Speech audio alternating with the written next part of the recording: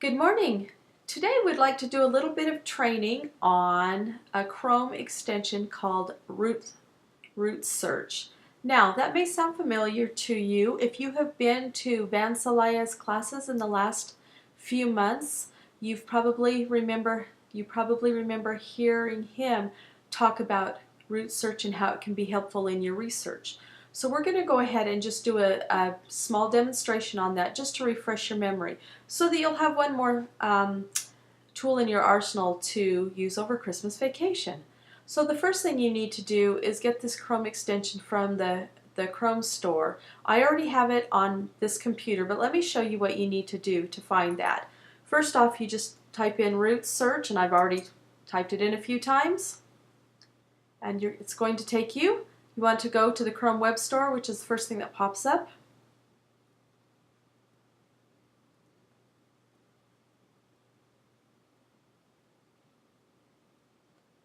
And then you can, okay, I've already been to it a couple of times today, so this is what pops up for me. And it says added to Chrome, which means I already have it. If you did not have it, let me show you what you do. Or if you do not have it, you just come up here to see where it says search the store. Type in RootsSearch, and you'll get this page, and you just scroll down, and here under extensions, RootsSearch right here. Now I have a little green banner that says added. You won't have that. You'll need to click on it, and and then it will say add to Chrome. Okay. Now, a couple of other things that you may want to know is at one point there were only a few places that you could start your search. And I usually start with Family Search no matter what, but now, as your home base, you can use RootsSearch even if you're starting on Ancestry, Billion Graves, Family Search, Find a Grave, Find My Past, Genealogy Online, Open Archives, and We Relate. Okay, those are the opportunities, which means that if you're working on Ancestry and you find something, or you want to search something, you can go up to your RootsSearch tool, which looks like this. It's a little magnifying glass, and you can use that even if you're in Ancestry or these other programs, and it will autofill that information from those programs for you. RootsSearch allows you to search on many different sites. Here they are listed right here, and we'll go ahead and go over those in a little bit. So that's how you get that tool. Very easy. We'll go ahead and click out of this. Next thing I'm going to do is I'm going to go to Family Search. Just in my head, I have a tendency to use Family Search as my home base. Some people use Ancestry as their home base, depending on what they're doing. The preference is up to you.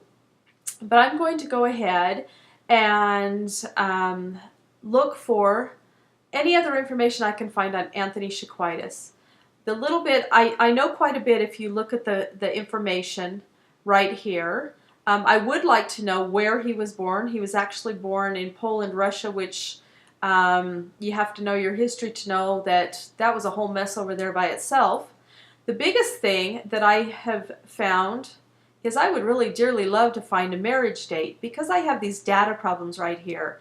Saying his wife was married before the age of 12, and the birth of their first child was before his wife Anna could have children.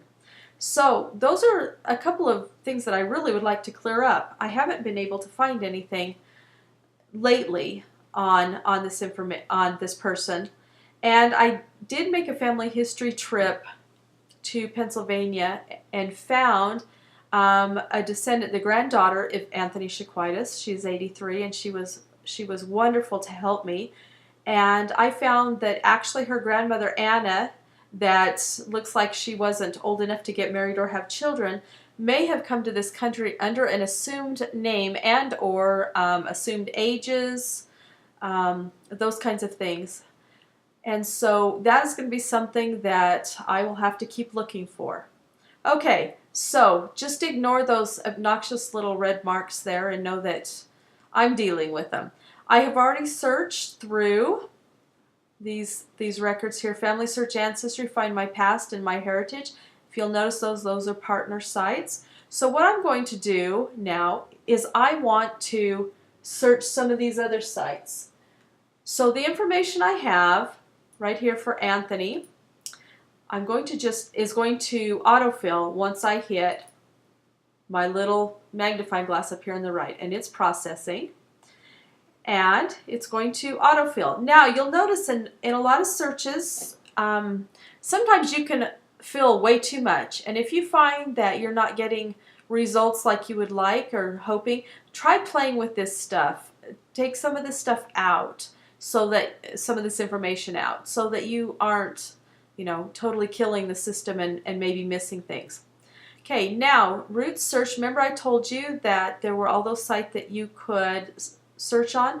Normally when it first comes up, it comes up with Ancestry and Find a Grave and Fold 3, Family Search, just a few of them. And then you have this little tab down here that says More Sites.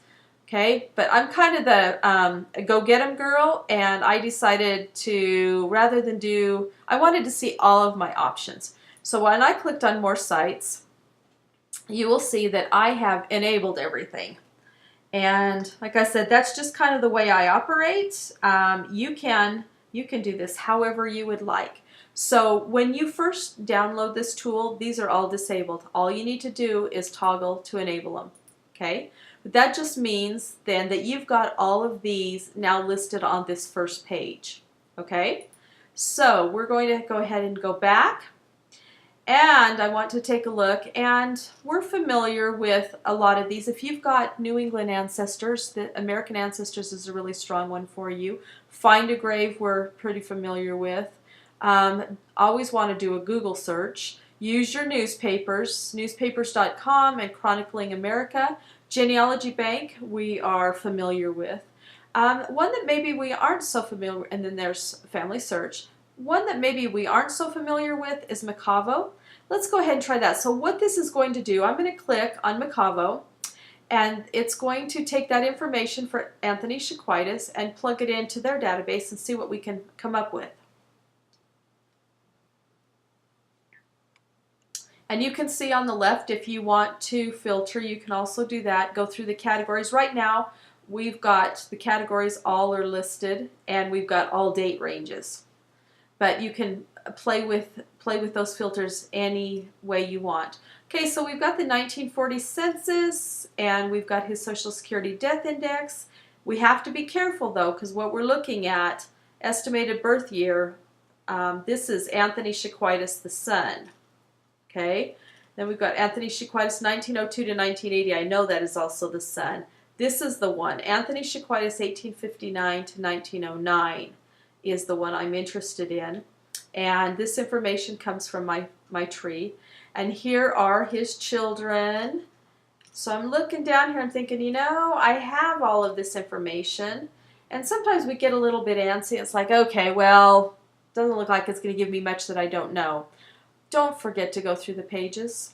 Okay, I'm going to go to the second page and see what I can find there. And more. Actually, this is supposedly his wife, but now I'm not so sure of the dates. But I come down here, and here's something that is not in a Family Search family tree. This is an almanac. So, and it has Anthony Shaquitis listed right here. And so I'm going to go ahead and click on this and see what it has to tell me. Now, I will admit that I have seen this. This was one of those that I had to find in book form about 10 years ago. This is the 1910 Wilkes-Barre Record Almanac for Fatal Accidents in 1909. Okay, 1909, and this also goes through, this takes care of all the fatal accidents that are not in coal mines and not on the railroads, because they have separate lists for those. The other thing you may want to, as you look at sources, or as you look at resources, read the instructions, because this actually explains people killed. To me it says the 1910 almanac, and I'm thinking, okay, people that died in 1910, right? No, people killed in Luzerne County during the year beginning December 1st, 1908 and ending November 30th, 1909. Okay, so I had to have some parameters so I knew what I was doing. Now I know that he died in June, And so I can scroll right down to June. If you didn't know that, if you only knew that he died between those parameters of the beginning of December of 1908 through November of 1909, you would have to go one by one. But I know, and I have gone through this really slowly. It's interesting to read how people die. I know, a little morbid, but it's still interesting. Anyway, so we come to June 1909, and I come down here, and I see this Peter Laconis, a road supervisor in Newport Township, and Anthony Shaquitis, killed by being buried under rock, loosened by a dynamite charge, June of 1923. Okay, and I know from the information that I have that this is my man. So this is a great source. And if you didn't know that almanacs existed, if I had never seen that before, that would be a new discovery for me, and I would be very excited. I'm still excited about it because now I can look at these online instead of making my trip to Pennsylvania and digging through the books like I had to do before.